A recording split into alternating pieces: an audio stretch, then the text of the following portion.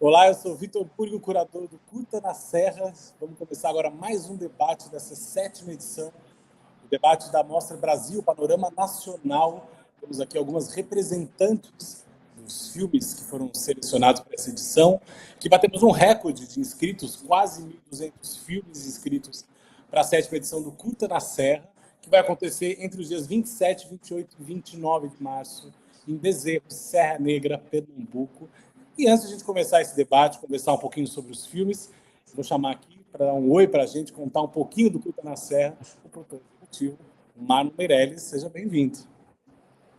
Olá, Vitor. Olá a todas as representantes dos filmes. Estou louco para conhecer mais essas histórias por trás de cada obra que foi selecionado pelo nosso curador Vitor Búrigo, que teve bastante trabalho, porque nesse ano, como o Vitor falou, foram precisamente 1.194 filmes. A gente fica muito feliz e gratificado de ver que o evento está atraindo cada vez mais interessados, né, em exibir suas obras. O Curta na Serra cumpre esse papel de poder trazer uma sala de exibição ao ar livre numa zona rural de uma cidade do interior de Pernambuco, que é Bezerros. A gente tem um dos cenários mais bonitos, modéstia à parte, gente, é um dos cenários mais bonitos que a gente tem em Pernambuco para poder ver filme, porque é uma atmosfera única, onde a gente tem um platô, é um anfiteatro que foi inaugurado em 2002 por Gilberto Gil, e que, a partir desse platô, a gente monta uma tela de cinema e tem uma visão muito interessante, assim, de várias cidades do Agreste de Pernambuco.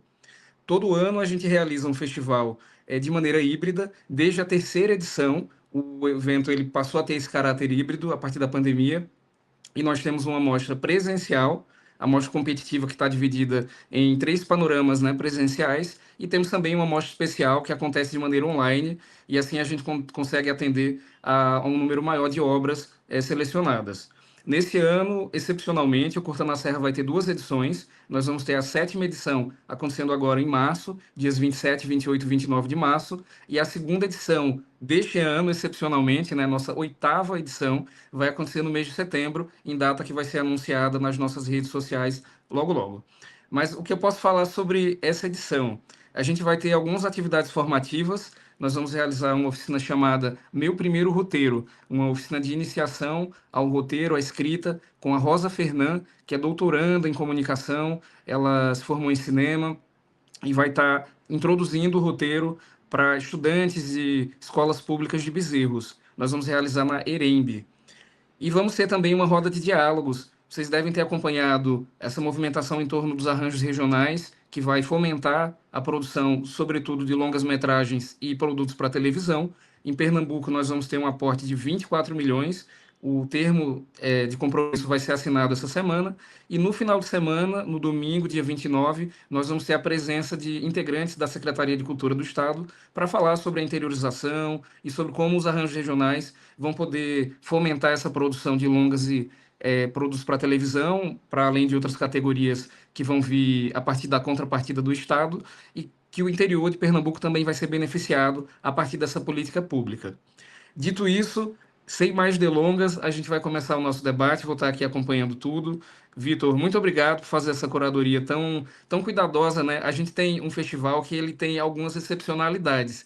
É diferente a gente ver um filme a céu aberto, né? A gente tem uma sala de cinema improvisada, né? A gente monta essa sala de cinema, mas que a gente preza muito pela qualidade técnica, de ter uma boa projeção, de ter uma boa qualidade sonora, para que essa experiência seja amplificada. E a partir dessa experiência dos filmes, a gente também tem várias atividades culturais, tem polo gastronômico, tem atividades musicais, tem DJ, tem forró pé de serra. A Vila de Serra Negra é bastante charmosa, então quem não puder estar junto nessa edição, fica aqui o convite para poderem conhecer Bezerros e também a Serra Negra nas próximas edições do Curta na Serra. Mas dito isso, Vitor, pode conduzir o debate, que eu estou curioso para saber mais dessas histórias. Às vezes eu acho que falta filme para assistir. Eu fiquei vendo tanto filme tanto tempo que agora eu estou sentindo falta. Que era todo dia vendo filme, né? Essa seleção imensa Esse de vazio filmes. existencial, né? Depois de ver tanto Ficou, filme, agora você... Mas tem confesso. mais filme. Logo, logo a gente abre as inscrições de novo. Bom, obrigado, Marlon, pela participação aqui. Então vamos acompanhar nossas convidadas, que estão todas aqui. Vamos apresentá-las, as nossas representantes. Nem todos os filmes estão aqui.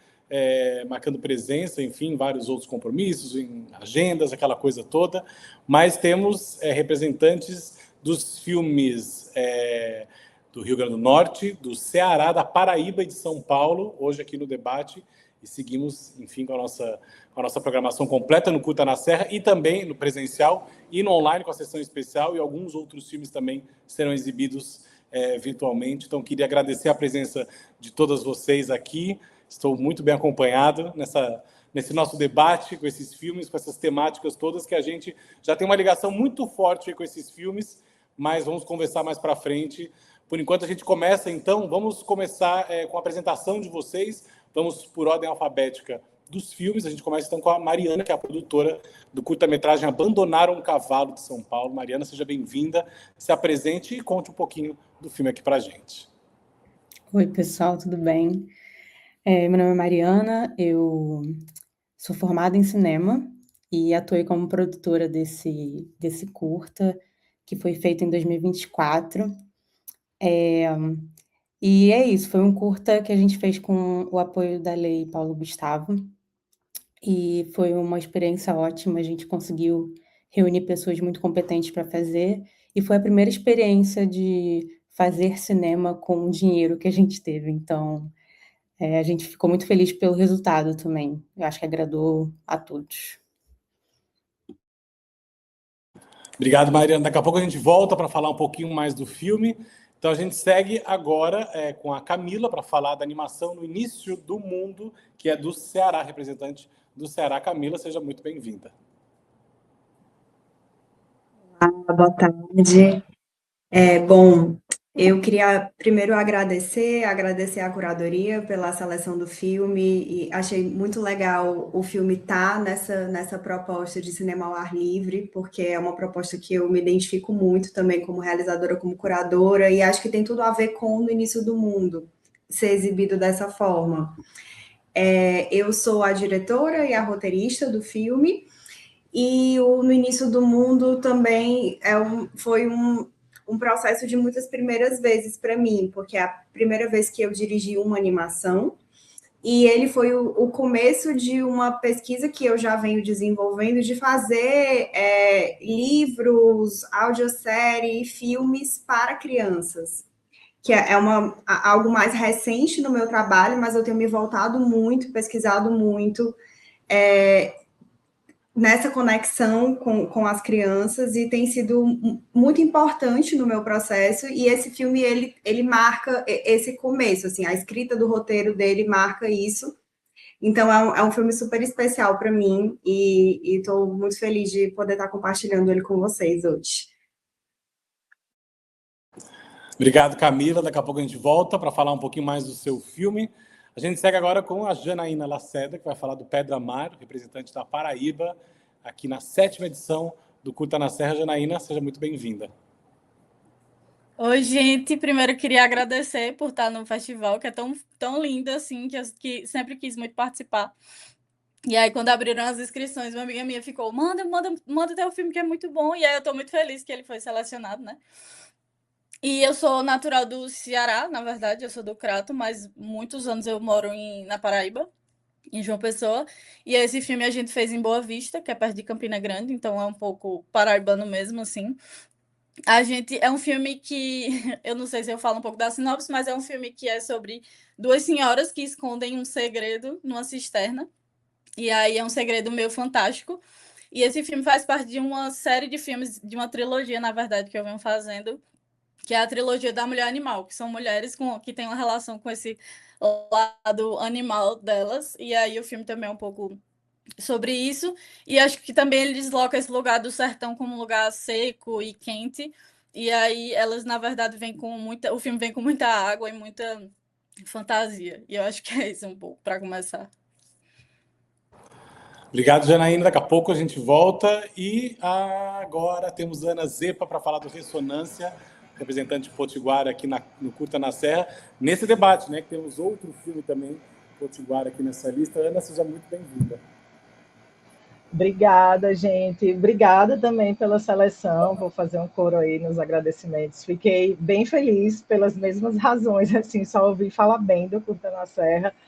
e imaginar que o filme vai estar assim ao ar livre, realmente assim é uma outra experiência, né, de apreciação da obra. Bom, é isso. Eu sou Ana Zepa, sou realizadora. No Ressonância, eu sou roteirista e diretora, e produção, porque fazemos sempre, né, um pouco de produção ou muito.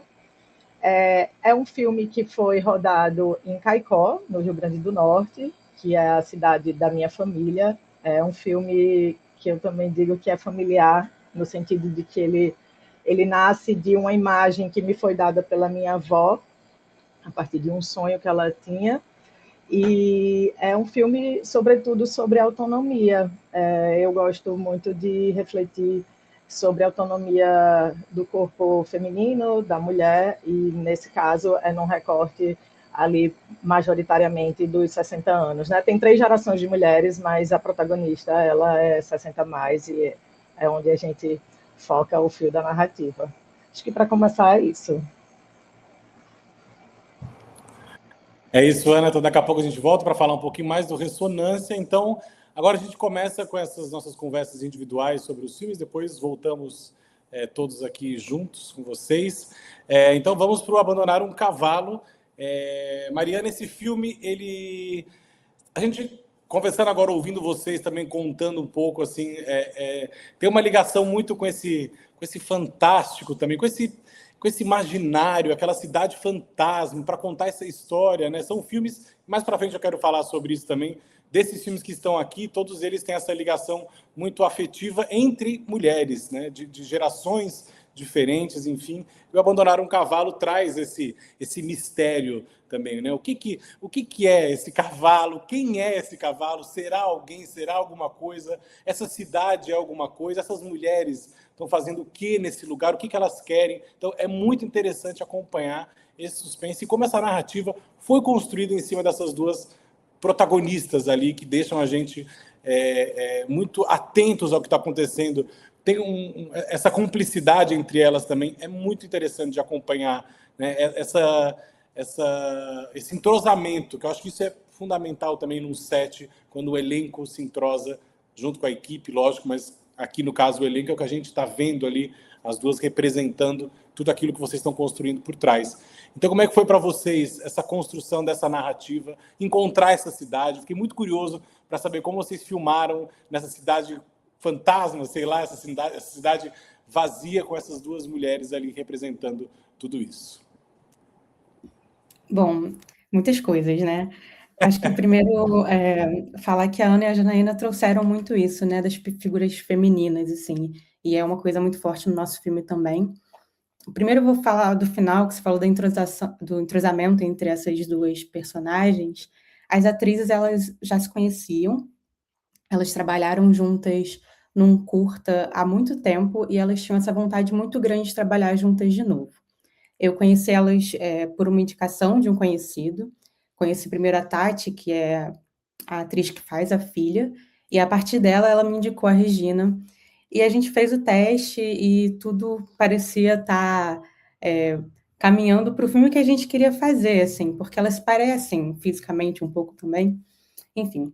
E então a gente ficou muito feliz com esse encontro.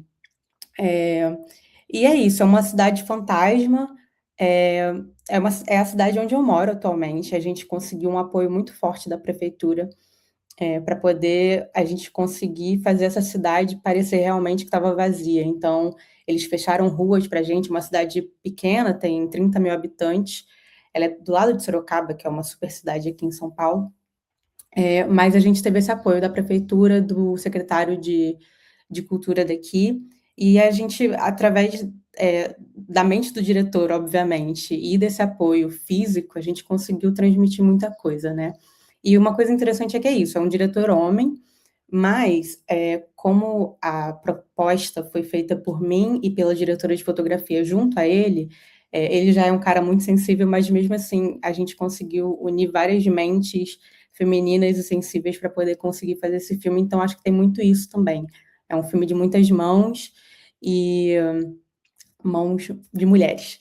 Então acho que para iniciar é por aí. Esse cavalo, ele é a representação pai, mas ao mesmo tempo é essa figura que está perdida, né? Elas estão tentando, através do cavalo, encontrar significados para a própria relação, mas aí no final tem esse plot twist aí que o cavalo vira o pai.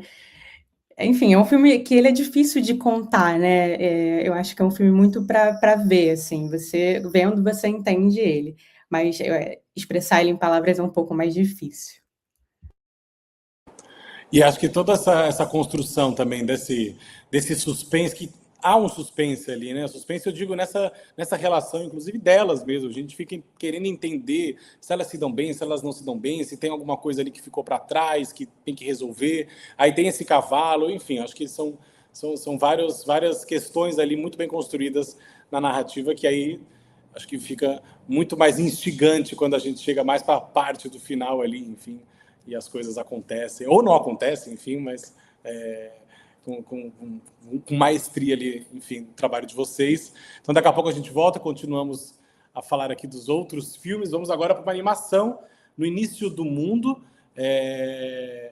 Camila, essa animação também... e olha que depois, assim, quando a gente estava aqui, entrando aqui na sala, que eu fui percebendo a presença das mulheres nesse debate e a presença dessas mulheres também na tela, né? A gente vê essa presença muito forte. No seu filme também tem essa questão da animação, da natureza, né, ligando essas personagens. Isso é muito forte também no filme. Digamos, o pano de fundo aí do filme. A gente tem essas imagens muito bonitas também, aquele início também do cabelo, enfim, tudo isso nesse formato lúdico. A animação, às vezes, ela vai para esse lugar mais lúdica, né? A gente fica pensando, a animação é muito infantil. Não mesmo, né? Também temos animação, claro, muito voltadas para o público infantil, mas a animação é para todas as idades, enfim, sempre a gente tem um pensar sobre isso. Queria que você falasse dessa construção também, dessas personagens femininas para contar essa história que envolve a natureza de uma forma belíssima ali também, que emociona a gente. Então, No Início do Mundo, ele parte de alguns desejos meus e incômodos, inquietações que eu consegui elaborar a partir de algumas experiências da minha vida pessoal. Eu morei em Brasília durante um ano e eu fiz parte de uma CSA, que eu não sei se todo mundo está familiarizado com esse termo, mas são as comunidades que sustentam a agricultura, que é um tipo de parceria entre campo e cidade, em que você tem uma família de agricultores que plantam o alimento, e um grupo de pessoas que vivem na cidade que se cotizam para sustentar aquilo. E esse alimento ele vai para todo mundo que é associado da CSA. E existem mutirões de plantio e colheita. E essa experiência foi muito marcante para mim. E a pessoa que encabeçava a CSA, que eu participava, era a Tânia. E era isso, ela é uma mulher, e tinha muitas mulheres no grupo. E a partir da minha vivência com ela e com muitas pessoas que eu conheci nessa época, e essa minha aproximação com essa luta mesmo, né, da agroecologia, eu fui fazendo muito essas conexões de sentimento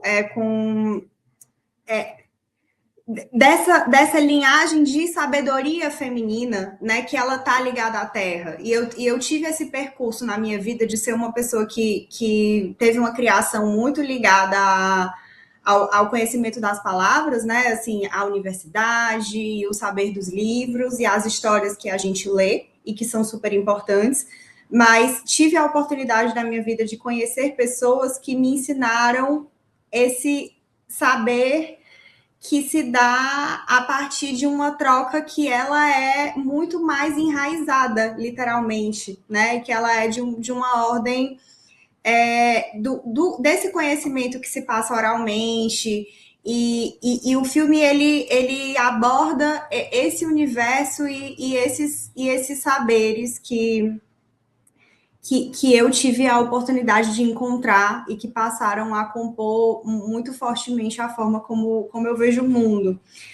E aí a ideia, assim, você falou que a animação ela não é necessariamente para criança, mas tinha esse desejo muito, muito grande de falar com as crianças, né? E de conseguir passar esses saberes e conectar, principalmente com meninas, né? Assim, o filme também conseguiu fazer essa conexão. E aí a gente partiu desse universo e a animação ela traz essa junção entre a ludicidade e uma concretude, né? Então fomos por aí para construir. Muito bem, obrigado, Camila. Daqui a pouco a gente volta então para falar um pouquinho mais do seu filme.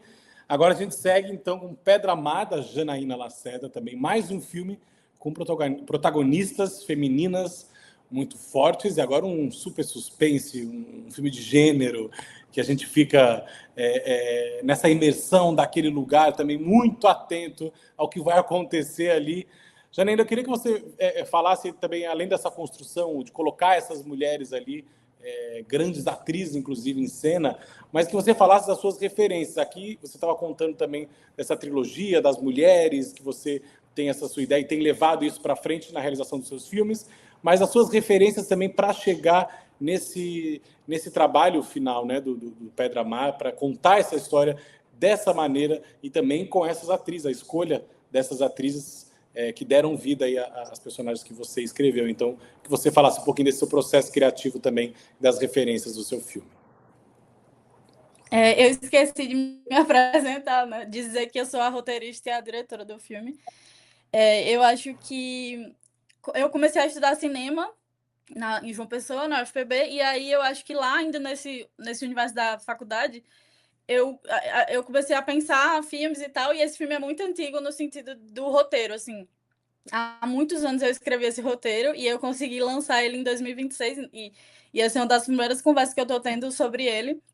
E aí eu acho que tem muito a ver com o meu processo também na Paraíba, né? Essa coisa das referências, tipo, muitas atrizes incríveis na Paraíba e um pouco de uma escola documental também nos filmes paraibanos, assim, que eu comecei a assistir, né? E aí eu acho que o filme mistura um pouco por mais que vá pro horror, eu também trabalho com atores sociais, né? Que eu acho que é o termo que é usado hoje em dia, que são as pessoas do próprio lugar. Então, além de ter Zezita Matos, que é uma grande referência paraibana, e Ana Marinho também, que é uma grande atriz de teatro e de cinema, que eu conheci em outros sets, porque eu também faço som direto, eu acabei conhecendo elas em outros filmes que eu trabalhei, e aí por uma aproximação, e a Aurora também em Pernambuco, né, que faz a Sereia. Conheci elas em outros sets, enquanto técnica de som direto, microfonista, enfim, e aí chamei elas para participar do filme. E aí Jason Luiz me ajudou nesse processo, porque eu ficava assim, meu Deus, quem eu sou para dirigir essas mulheres? Tipo assim, eu não sou ninguém. E aí Jason me ajudou nesse lugar de tipo, calma, vamos chegar nessas personagens. E aí quando a gente chegou no lugar também, que tem esses planos bem fechados na cara de umas senhoras que são do próprio lugar lá, são da casa que a gente estava filmando, elas ficavam muito próximas assim do processo, tipo, vocês precisam de quê? E a gente montando a arte na casa delas, assim, e elas, sim, bota isso aqui, bota isso aqui ali. Não, eu acho que tem que falar assim. E elas foram entrando muito no processo.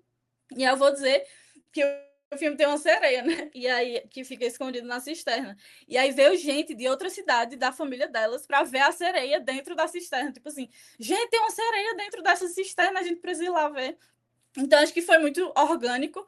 Tanto a gente se preparou antes e tal, elas, Zezita e Ana Marinho, se encontraram para afinar essa relação entre essas duas personagens, mas também elas ficaram observando muito, assim, as mulheres desse lugar, sabe? Dessas casinhas, assim, elas ficavam olhando os gestos e tal, o ritmo delas, e acho que foi um pouco isso, assim.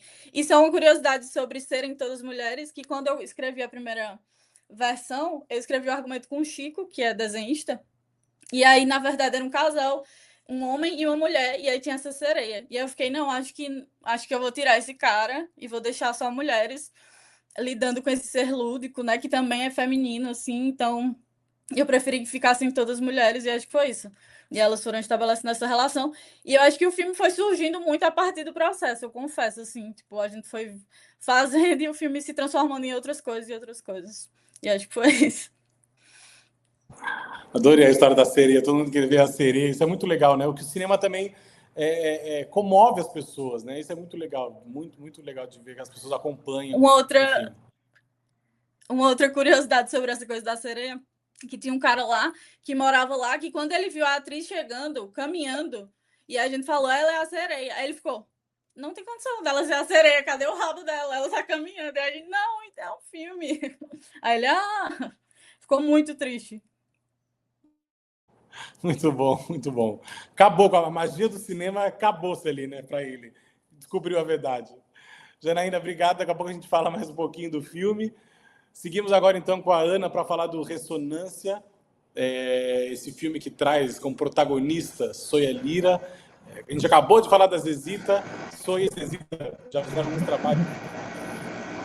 Carrete, esse filme belíssimo do Alain de Botton, do Ceará também. Enfim.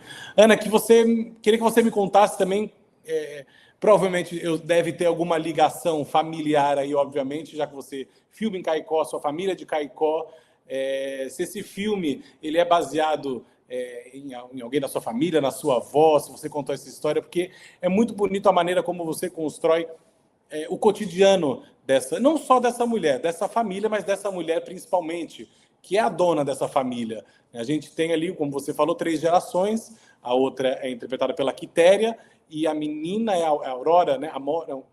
Esqueci o nome da menina. Amora Amor.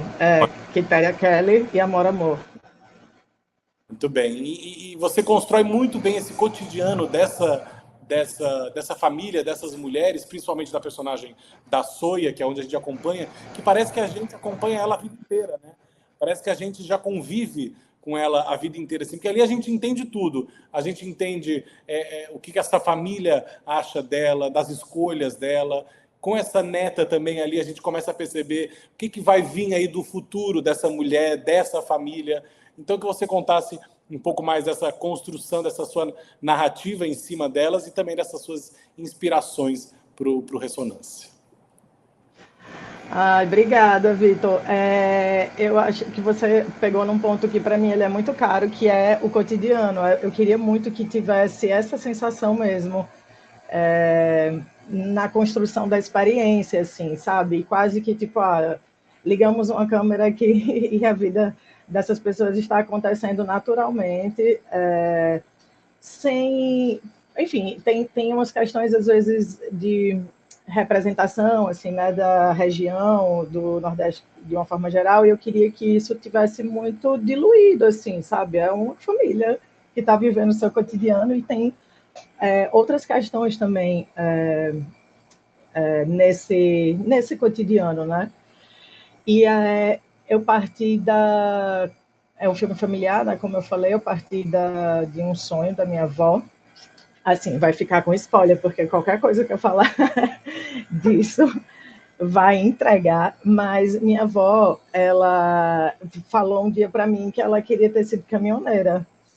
E aí eu fiquei com essa imagem, né, de uma avó caminhoneira, como isso seria. E partindo dessa imagem, eu fui para aquela geografia e construí essa narrativa, que é uma narrativa também de inspiração entre geração, né? Como que essas coisas podem ressoar entre as gerações. Então, tem a Margarida, que é a Soia Lira, né, feita pela Soia Lira, e tem na outra ponta Aninha, que é feita pela Amor Amor, que é como que elas também se espelham e elas se inspiram de alguma forma, né? Então, tem essa construção mesmo de que é quase também uma reverência a quem veio antes, assim. E eu parto desse universo familiar, minha avó é tida como uma pessoa muito teimosa, e eu acho que isso muitas vezes é uma virtude, ainda mais né, em questões de gênero, assim, a teimosia também movimenta muita gente, né? E eu aprendi isso com ela apenas observando, não foi nenhuma grande conversa, era ela da forma como ela levava a vida, assim, né? Ela leva a vida, ela é a minha ancestral mais velha, viva. E aí ela, por exemplo, ficou viúva, assim, perto dos 60 anos e quis aprender a dirigir. quis começar uma nova fase da vida dela, assim, aprendeu a dirigir, ela gosta de dançar forró, então ela ia para a cidade do lado, aprendeu a dirigir para isso. Então eu via essa mulher com essa fome de vida, assim, né?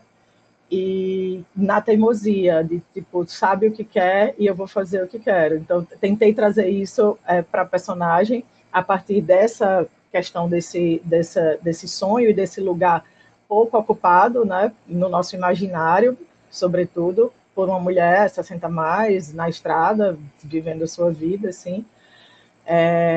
E acho que é isso, assim, a forma como foi construindo tem muito a ver, na verdade, não só com a minha avó, ela é o motor, mas com essas mulheres da minha família, assim, né? Eu sempre me inspirei muito pela minha mãe também, né? A forma como foi levando a vida sendo uma mulher e tornando as coisas possíveis, né? Às vezes dentro do impossível, porque infelizmente a gente tem essas questões, né, historicamente. E aí quis trazer também, que eu já falei, assim, né, uma geografia de uma forma cotidiana, sutil, assim, e juntar também a tradição com a modernidade, tanto na questão das gerações, como na questão estética mesmo, assim, sabe, de representação da região. É isso, né? Uma senhora vive numa caicó urbana e ela precisa fazer um exame de ressonância, tem uma clínica que tem uma máquina de ressonância. Eu falo isso porque às vezes se imagina que não existe essas coisas assim, tipo, como assim? Tem uma. Eu não estou falando criando, é porque eu já morei muito tempo no Sudeste também, né? Então tem um imaginário que é muito limitado às vezes, assim, e isso para mim é uma inquietação. Então, o que eu tentei fazer com Ressonância, que é meu primeiro filme realizado no Rio Grande do Norte, né? Os meus filmes anteriores eu realizei em São Paulo. Então, assim, é o meu primeiro filme realizado no Rio Grande do Norte, a partir dessa inquietação e que eu juntei a questão de gênero, a questão da geografia e um futuro possível, um imaginário possível entre essas gerações, assim, que ecoe. A ideia é essa, que ressoe tanto a questão do imaginário da geografia como a questão do imaginário de gênero. Muito bom. Eu preciso dizer que eu amei Soia Lira de Caminhoneira. E quem conhece a Soia, né, enfim, acho que combinou muito com ela. E ela ia amar ser caminhoneira também, eu tenho certeza disso. E ela ia arrasar.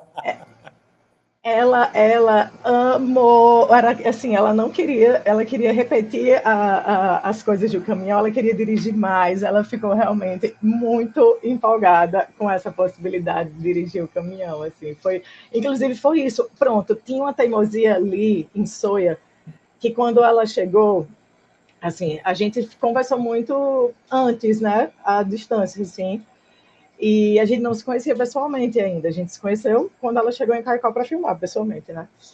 E aí ela tinha feito, eu tinha falado algumas coisas com ela, assim, de tipo, eu acho que você, enfim, tá muito dentro do que eu imaginei, assim, para essa personagem, porque também tem, às vezes tem, quando a gente pensa numa mulher caminhoneira, estou falando de uma coisa, enfim, generalista, assim, né? Senso comum generalista. A gente pensa também que ela às vezes é toda tatuada, tem o cabelo pintado, tipo, tem um outro tipo de. E eu queria uma avó bem, assim, tranquilinha, assim, sabe? Só que é um trabalho, pronto. Então, assim, sei lá, já me indicaram algumas atrizes e nesse sentido que tinham muita tatuagem e tal, e eu falei, acho que não. Amo tatuagem, não tem nada a ver com isso. É realmente a construção do que eu estava pensando da personagem, né? Aí ela, tá, não, eu entendo, não sei o quê. Aí, quando ela chegou, ela tem tatuagem, né? E aí ela já chegou mostrando, ela chegou assim, eu não lhe falei para você não me tirar do filme, mostrando as tatuagens dela, assim. Aí eu falei, pronto, é isso mesmo, é essa teimosia, é essa personagem, essa teimosia cabe muito bem nessa personagem. E aí, a tatuagem dela é muito, assim, feita para essa personagem, porque a tatuagem até aparece no filme, assim, quem presta atenção vê rapidamente. Que é uma coisa assim, minha casa sou eu, minha casa onde eu estou. Então, é algo nesse sentido, que eu não estou lembrando exatamente a frase, mas que tinha muito a ver com essa mulher livre, sabe? Esse desejo de eu vou estar onde eu quiser, assim. Então foi um presente, Soia ter chegado assim para o filme. Que bom, maravilhosa, Soia. E eu acho que interessante também, analisando todos esses filmes, essas mulheres não estão em lugares de estereótipos desses todos os filmes, né? Elas são muito bem retratadas na telona, como devem, merecem ser. E aí eu queria trazer com todas vocês aqui essa questão do cinema feminino, né? A gente vê agora no Oscar a primeira mulher diretora de fotografia em 98 edições ganha o prêmio. 98 anos depois. Ela era a quarta indicada em 98 anos de premiação do Oscar. Muita coisa está mudando, enfim, mas é muito melhor quando a gente vê esses filmes realizados por mulheres, seja na direção, na produção, na equipe, enfim, qualquer área do filme. E conversando com vocês, ouvindo, também só um parênteses, que é muito mais legal a gente falar agora do filme. A gente assiste pensando tanta coisa dos filmes, imaginando tantas coisas, e depois quando a gente escuta, né, é como o saber dos bastidores, né, aquele momento fofoca que a gente sabe coisas do filme que começam a fazer ainda mais sentido para a gente. Assim. Então, eu queria que vocês falassem desse lugar de vocês, mulheres, no cinema. A gente tem visto isso muito no cinema brasileiro, eu vejo muito mais nos curtas-metragens, talvez. Claro, não tenho dados concretos aqui para trazer para vocês, mas nessa trajetória de festivais a gente vê muitas mulheres no palco apresentando seus filmes, contando as suas histórias, e essas mulheres que não são estereotipadas. Acho que quando a Ana fala, às vezes, também dessa questão do imaginário de uma senhora que é caminhoneira, tem que ter a tatuagem, ou não tem isso, ou não tem aquilo, sabe? Acho que toda essa construção que vem da cabeça de vocês, da ideia de vocês, então, que vocês falassem desse momento, de colocar também, primeiro, mulheres protagonistas nos filmes de vocês, obviamente, mas como isso reverbera na vida de vocês também, a partir da repercussão do filme nos festivais, as pessoas assistindo e conversando com vocês também, e conhecendo um pouco mais dessas personagens e do trabalho de vocês também. Então, como é que vocês enxergam o papel da mulher no cinema brasileiro atualmente, assim? E o que vocês esperam também, então, fiquem à vontade. Aí vocês decidem que vocês vão começar, entendeu? Eu não fazer briga aqui, eu tenho que escolher. Vai, Mariana, você foi a primeira antes, então eu vou escolher a Mariana agora para falar. Ai, gente, eu tô nervosa, juro. E aí eu tô meio... Tô batendo papo aqui, ó. Tô tomando um cafezinho, tá tudo certo. Então, é isso. O meu filme o filme que eu tô apresentando aqui é dirigido por um homem, mas a equipe tinha muitas mulheres. A equipe de câmera era diretora de foto e assistente de câmera mulher. Eu fiz uma loucura de produzir e fazer o som direto também, então eu e mais uma amiga, a gente também estava captando o som. Na produção comigo tinha mais uma pessoa, direção de arte, enfim, muitas mulheres, acho que no total a equipe tinha 3 ou 4 homens. E a gente vê muitas mulheres com muita vontade de fazer. Aqui em São Paulo, eu tive várias amigas fazendo faculdade de cinema comigo. Eu lembro de ouvir uma história que fazia pouco tempo que as mulheres estavam entrando no curso de cinema aqui na USP. E antes era muito mais homem, assim, agora está tendo mais esse movimento, e é isso, muitas pessoas querendo fazer. Eu participo de alguns grupos femininos de som aqui e tal, mas ainda falta pessoas chamarem a gente, né? Acho que esse é o maior problema. A gente, falando da fotografia, que foi uma área que eu tentei entrar, mas acabei preferindo ir para o som e para a produção, eu vejo muitas amigas muito talentosas que têm um lugar de lado e só os meninos lá e chamando outros caras. Enfim, a gente fica muito revoltada, né? Ainda mais nesse momento super esquisito que a gente está vivendo em relação a isso. Enfim, falando de coisa boa, é muito bom ver essas pessoas aqui produzindo e falando de assuntos diferentes, né? Não é sempre a mesma história, são pessoas produzindo histórias diferentes sobre mulheres. E esse lance que a Ana falou da teimosia me pega muito. Assim, mulheres teimosas, elas ocupam um lugar mais fácil, né? Mas ao mesmo tempo, a gente é ensinada a ser o contrário disso, né? Então é sempre muito difícil a gente conseguir fazer essa balança. O meu filme foi inspirado na minha avó também, na avó dessa minha parceira, da diretora de foto, a Thaís. Porque a minha avó, ela era uma mulher teimosa, mas ela não conseguiu ser teimosa o suficiente a ponto de passar por cima das coisas, né? Então ela morreu no ano anterior que a gente produziu esse filme. Então ela estava muito fresca na minha cabeça sobre todas as coisas que ela viveu e sobre essa vontade muito grande que ela tinha de viver, mas ela não conseguia, assim, o marido não deixava, a família não deixava, e ela morreu meio frustrada, né? Então a avó do filme, ela é essa pessoa que quer segurar a filha, mas e a filha é a pessoa que quer sair para o mundo, né? Então, elas duas, elas representam essa dualidade, assim, de mulheres que têm essa vontade, mas às vezes não conseguem, e essas mulheres que querem, mas tem outras pessoas tentando segurar, né? Então, eu não sei muito bem se eu falei exatamente do que você estava esperando, mas é isso, assim, é muito bom a gente se cercar de pessoas que acreditam no nosso potencial, né? Então, esse filme foi muito isso também, assim, a gente conseguiu provar que a gente era muito capaz de fazer uma coisa boa, assim, e é isso aí, a gente está há pouco tempo fazendo, mas a gente consegue, a gente também tem referência igual os caras, a gente também tem capacidade, né? E é isso. Muito bem, Mariana, obrigado.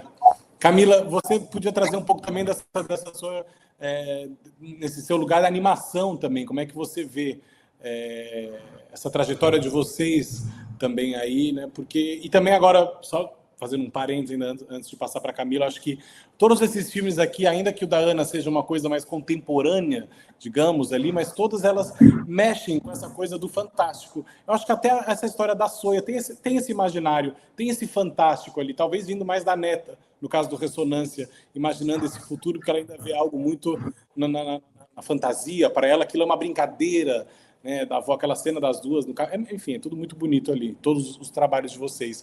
Mas, Camila, como é que você vê também esse papel feminino na animação, no Ceará, ou enfim, no Brasil, onde você acompanha também essas produções? Cara, tem muitas coisas para falar, né? Eu tô achando muito bonito aqui no debate, muita gente trazendo as avós, né? Assim, as avós nos filmes, as avós enquanto referência e a teimosia, mulheres teimosas. Acho que nós, mulheres que estamos aqui, de alguma maneira, a gente tá, eu imagino, eu não conheço a história das avós de vocês, mas posso imaginar que a gente tá aqui numa teimosia quase que também dando passos que elas não conseguiram dar, né, e insistir aí numa teimosia de fazer e de conseguir protagonizar a própria carreira, né? E quando a gente olha para o cenário do cinema, me frustra muito que toda vida que a gente é convocada a falar sobre isso, a gente tem que falar das dores, né? Das nossas dores em sermos mulheres trabalhando com cinema. Porque, assim, nos curtas-metragens, eu observo tanto como realizadora, mas também como curadora, porque eu tenho feito a curadoria da Olhar do Ceará, que é a mostra de filmes cearenses do Cine Ceará. E eu consigo observar a quantidade de realizadoras mulheres fazendo filmes tanto de live action, como animação, como documentários. A gente vê que tem muita mulher, e muita mulher fazendo muita coisa boa. E mais do que quando eu comecei, porque eu me lembro o tanto que eu demorei para conseguir me colocar como realizadora e como roteirista. A gente sempre começa muito mais indo pro... Existe um papel de gênero, né? A produção, que é uma coisa que está ligada ao cuidado, é o papel da mulher, a direção de arte, aí a fotografia, que tem a câmera, que é aquela coisa fálica, e é o poder, vai para o homem. A gente acaba repetindo esses papéis de gênero, mas tem repetido menos no curta-metragem, no cinema que é feito com R$2 e um copo de suco, o edital bem pequenininho, aí a gente tem espaço. Mas quando você vai para o longa-metragem, aqui no Ceará a gente tem grandes realizadores e o cinema cearense tem tido muita visibilidade. E são pessoas que eu admiro profundamente, algumas delas tive a oportunidade de trabalhar. A gente tem Guto Parente, o Alain de Berton, Pedro Diógenes, são pessoas incríveis, homens. é muito, assim, tem uma barreira que na hora que você chega no longa é muito difícil, assim.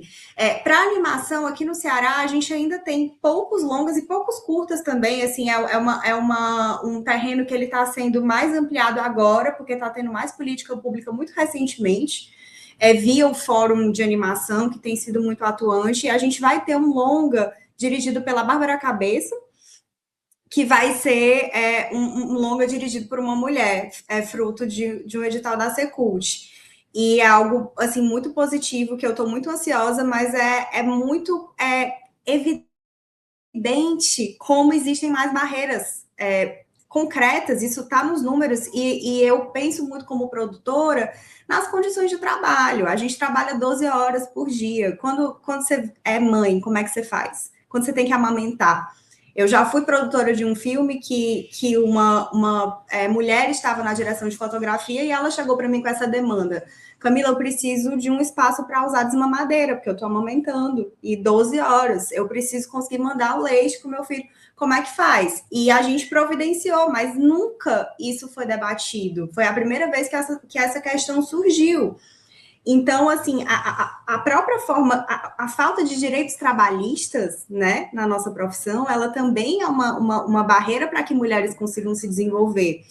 Mas eu acho, apesar de tudo isso, eu acho muito legal que estamos aqui falando de filmes com mulheres tendo um papel grande na sua feitura e com mulheres protagonistas das histórias, em que também a gente consegue, pelo menos nas histórias, não estar focando tanto na dor de ser mulher, né? A gente está conseguindo falar, assim, pelo menos o meu filme, eu gosto disso nele. É um filme que fala sobre luto, é uma neta que perde a avó, e é essa criança lidando com essa perda, mas a gente não está falando sobre machismo, a gente está falando sobre outras coisas, outras dores, assim, ter direito de ter outras dores, que não são só a dor de lutar pelo nosso lugar ao sol. Mas quando a gente fala do que é o cenário do cinema, a gente, infelizmente, tem que continuar repetindo isso.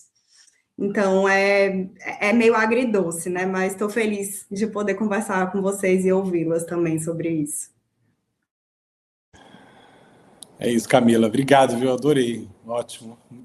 E é bom que a gente reflita também, né? Acho que em todas as áreas do cinema, por isso que eu perguntei da animação, porque a gente está falando de uma animação, mas, enfim, quando a gente tenta fazer um gráfico aí de gêneros, e aquilo que eu falei também, você fala agora também dos curtas-metragens, a gente vê esse crescimento muito, né? Eu também, nessa curadoria agora, eu vi muitos filmes realizados por mulheres, muitos me chamaram a atenção, e de alguns estados específicos também, e histórias sendo contadas de maneiras diferentes, que é isso, eu acho que é isso também que destaca mais e que vai deixando tudo isso muito mais interessante de ser visto, assistido e debatido e conversado, né? E aí, Janaína, você traz esse filme de gênero também, e você contando dessa sua ideia, eu acho que isso é muito interessante, e a gente vê também um crescimento desse cinema de gênero feminino no cinema, isso a gente vê bastante também, tem algumas referências, enfim, se a gente traz agora alguns nomes, mas como é que você enxerga também? Eu acho que a Paraíba também traz muito disso, temos grandes atrizes, grandes artistas na Paraíba realizando filmes, ou como diretoras ou como atrizes, em séries, novelas, no audiovisual, né, no geral, assim, a gente vê esse crescimento e essa força feminina também no cinema da Paraíba. Então, se você puder conversar e falar um pouco disso também, como é que é para você fazer cinema na Paraíba, um cinema de gênero também, e trazendo grandes atrizes, né, que a gente citou aqui, a Zezita, enfim, as outras atrizes também do filme. Então, como é que é também esse cenário para você? Camila me contemplou muito na fala dela, eu acho, para começar, né? Mas, porque sempre é um debate que surge quando são mulheres falando sobre os seus filmes, né? Eu acho que muita gente na Paraíba caminhou para que a gente pudesse correr hoje em dia, tipo assim, uma geração de mulheres incríveis fazendo filmes incríveis e fazendo esse lugar, estando nesse lugar de produção, de direção de arte. Eu comecei a fazer cinema acho que faz uns 10 anos. E aí, como eu falei para vocês, eu comecei a fazer filme no som direto, que é uma uma função também muito masculina, assim, tipo, no sentido desse padrão, né? Que a gente tá quebrando hoje em dia. Mas, tipo assim, tinha filme que eu já fiz inúmeros filmes de eu olhar assim para os lados e a equipe técnica ser só, toda masculina. E eu ficava assim, meu Deus, o que é que eu tô fazendo aqui, sabe? E coisas, por exemplo, tipo, que ajuda para carregar a mala. Ai, meu Deus, coitada da menina, tá segurando um microfone muito pesado. E eu, tipo, gente, é o meu trabalho, por favor, deixa eu fazê-lo, né? Então, acho que eu já vim nesse calejamento daí, né, do som direto e tal. De estar sempre dizendo, não, gente, tudo bem, eu posso ocupar esse espaço também, por favor. Licença e me permitam, né? E hoje em dia eu acho que muitas meninas estão começando também a fazer som direto na Paraíba. Inclusive Mulheres Maravilhosas. A gente rodou um longa ano passado, que a equipe de som direto era toda feminina. Então, acho que, enfim, é um processo que a gente vem mudando, né? E em relação à direção, acho que por vir nesse calejamento já do som direto, acho que acabou sendo muito natural para mim estar nesse lugar da direção, mas ao mesmo tempo com uma coisa muito da impostora, assim, sabe? Tipo, isso que eu já falei de, quem sou eu para dirigir Zezita e Ana Marinho e Aurora, ou tipo, para estar com essa equipe aqui de peso, porque eu fiz o filme com R$2 e um copo de suco, como disse Camila também, que a gente fala R$2 e um pastel. E aí, tipo assim, eu fiz porque eu conhecia muita gente já de fazer outros filmes e disse, gente, por favor, eu tenho essa ideia. E eu queria muito fazê-la. E a gente foi e fez, mas porque muita gente também acreditou em mim, assim. Enfim, homens e mulheres. Eu acho que esse processo foi muito misturado. Então, acho que é isso. E aí a coisa das personagens femininas, né? Acho que foi naturalmente. Eu quis colocar elas em papéis totalmente diferentes, assim, porque eu acho que uma das personagens é muito mais lúdica, muito mais sensível, muito mais sonhadora. E a outra é muito mais prática, tipo, não, e o dia a dia, e a comida, e a parte prática do viver, né? Que seria associada ao masculino, talvez, e tal. Mas no filme eu tentei colocar nas duas. E aí elas duas nesse misto de sentimento. Uma que é super poética e sonhadora, e a outra que não, que é mais do dia a dia ali, da brabeza. E as duas são mulheres, né? E tal. E as mulheres podendo ocupar esses diversos lugares, assim. E também de lidar com esse ser místico, né? Como que elas foram lidando com essa criatura que estava ali. E acabou que, é o que eu te falei, assim, eu acho que as coisas foram acontecendo naturalmente, que é tipo, ficou no papel muito masculino ali, essas pessoas que queriam tirar a sereia dali e matar a sereia, ou comer a sereia, enfim, essa coisa mais brutal, animalesca, ficou no masculino. Por acaso, e a psicanálise explicaria. Eu acho que é um pouco isso, mas eu acho que a Paraíba está tendo muitas mulheres incríveis, ocupando muitas funções diferentes. E só uma curiosidade também sobre o som direto. Eu comecei a fazer som direto muito porque eu não gosto de falar em público, eu fico muito nervosa, assim, e eu disse, não, vou para uma função que eu posso ficar bem quietinha só escutando. E aí, eu lembro que a primeira vez que eu peguei um boom, eu disse, caramba, é pesado. E aí um colega meu foi numa disciplina de som, ele olhou para mim e disse, não, mas não se preocupa não, tu pode fazer direção de arte, tu pode ser produtora. Aí eu falei, agora eu vou fazer isso aqui, eu vou fazer som direto.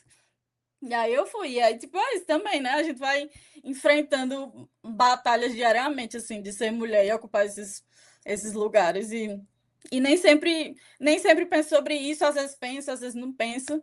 Mas, enfim, acho que dar a cara a tapa e fazer os filmes acaba falando por si só. E continue fazendo. Independente da função, continue fazendo. E continue mandando pro Curta na Serra, por favor. Tem mais dois aí, Boa, tem o da Manga e o da Mulher da Aranha. Vão sair em breve. Tá finalizando, não tá pronto ainda.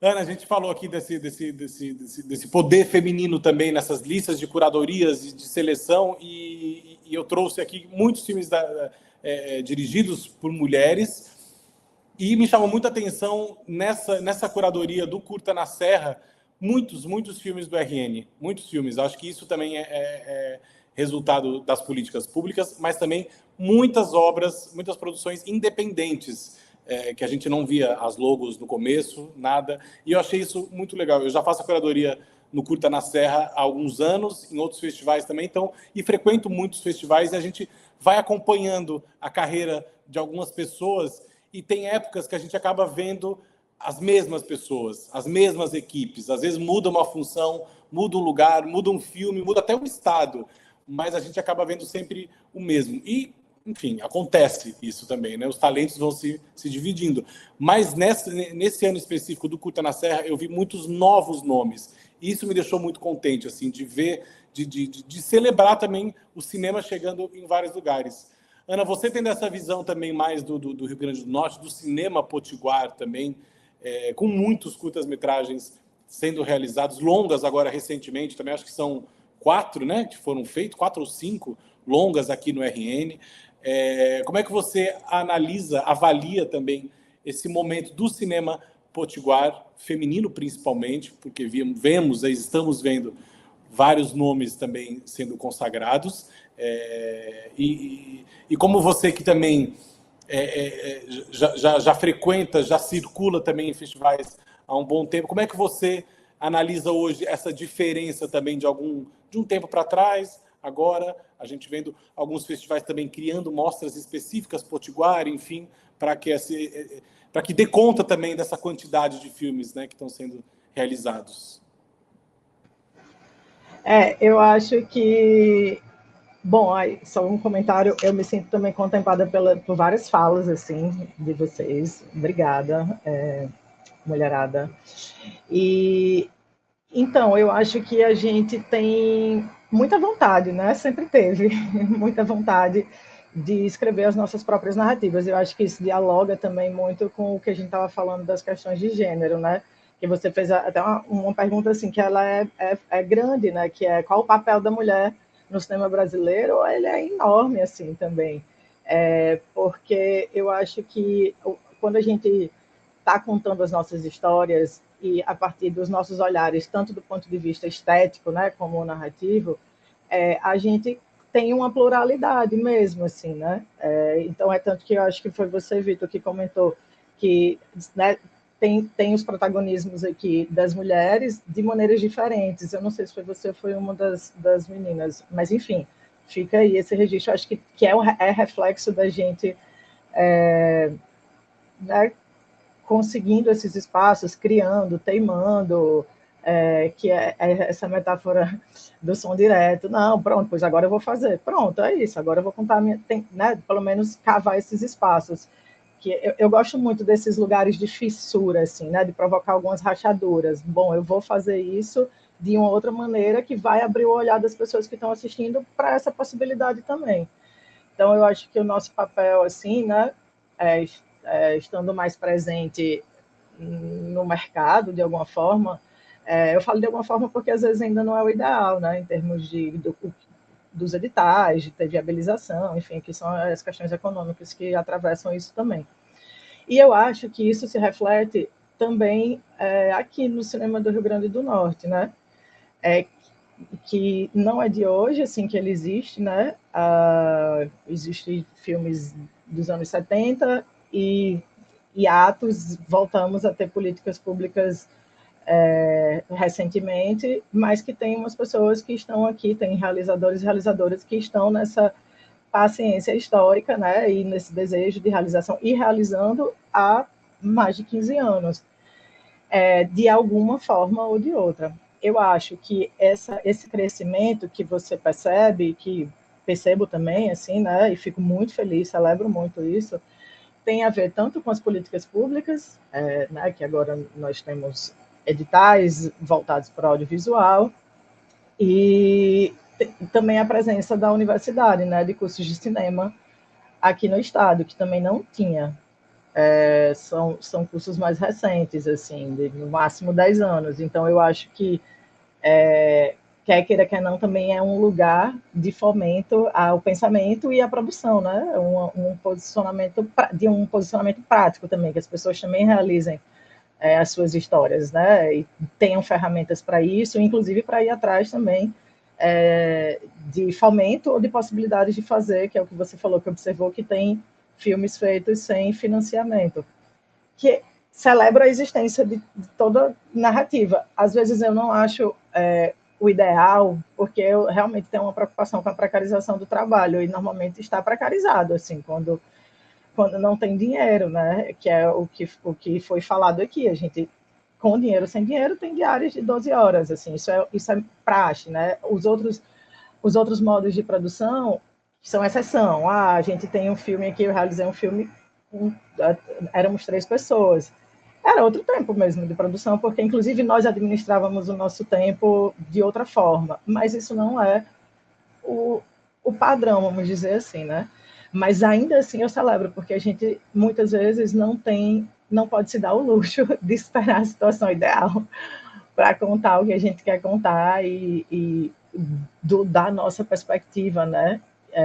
O nosso olhar. Então, eu acho que isso se reflete. Tanto, eu sempre acho que acabo falando desses 2 pontos de vista, assim, tanto do ponto de vista de gênero, que eu acho que tem uma multiplicidade a partir das nossas presenças, e em todas as funções, porque isso se altera também, e do ponto de vista geográfico, né? Que eu acho que também, se a gente está criando mais as nossas narrativas, a gente deixa de ser majoritariamente cenário, a gente deixa de ser majoritariamente um estereótipo, a gente começa a trabalhar outras possibilidades, tem nuances, temos subjetividades múltiplas, temos outras camadas. Então, acho extremamente importante e celebro muito a existência dessa multiplicidade, assim, e do cinema do Nordeste como um todo, né? Assim, acho que tem alguns estados que estão com mais, digamos assim, estão uns anos mais na frente no sentido das políticas públicas, que já são mais consistentes, né? Acho que é o caso de Pernambuco, Ceará, enfim. E aí a gente está, né, tem a Bahia, que tem os estados, e acho que a gente está olhando para os outros estados de outra maneira, né? A própria Paraíba tem um histórico com política pública ou sem política pública, mas agora a gente está tendo mais possibilidade de realizar coisa com dinheiro. Não é o ideal ainda, eu gosto de falar isso porque parece que temos que celebrar, mas também, gente, vamos celebrar cobrando, né? Precisamos de mais verba, por favor. Eu queria fazer um comentário, Vitor. Desculpa, fale, depois eu volto. Não, pode fazer. Não, porque você tinha falado também, assim, lá atrás, dessa questão do fantástico, né, que permeia os filmes, e que o meu, mesmo que não seja necessariamente um filme fantástico, mas que de alguma forma tem esses lugares, assim, né, alguns espaços de mistério. Eu falo que é mais mistério, porque eu gosto também de trabalhar o espaço... Eu tento investigar o espaço interno das personagens, como isso pode chegar, de alguma forma, como experiência, assim, sabe? E aí eu acho que tem mais isso, quando você fala do fantástico, eu acho que tem mais uma coisa do mistério, que é como que essas personagens começam a olhar o mundo, assim, tem muito trabalho do som nisso, né? De repente acessamos o espaço interno dessa personagem, e no final também, na conversa das duas, assim, que é o mistério a partir das perguntas, né? Que aí a Aninha, que é a personagem mais nova, né, faz também uma pergunta de mistério, assim, quase existencialista, assim, que faz, o que será que tem depois de lá? Tá aí para a gente compor o que quiser dentro dessa pergunta, né? A partir desse espelhamento mesmo dessas 2 mulheres. Aí pronto, fiquei com vontade de comentar isso também, que você tinha mencionado. Adorei, acho que a estrada tem isso. Para mim, pelo menos, tem isso. Acho que a estrada tem sempre esses mistérios, esse destino, para onde está indo, para um lugar desconhecido, olhando pela janela, imaginando o que vai ter pela frente, enfim, tem muita coisa para desenvolver aí. Olha, queria agradecer muito a presença de vocês, eu adorei esse papo, adorei estar aqui ouvindo vocês, contar um pouco também da história de vocês e dos filmes. Muito feliz de tê-las no Curta na Serra, nessa 7ª edição. Que a gente se encontre em outras edições com novos filmes, novas histórias para serem contadas. Estamos aqui. E é isso. Obrigado, viu? Obrigado mesmo.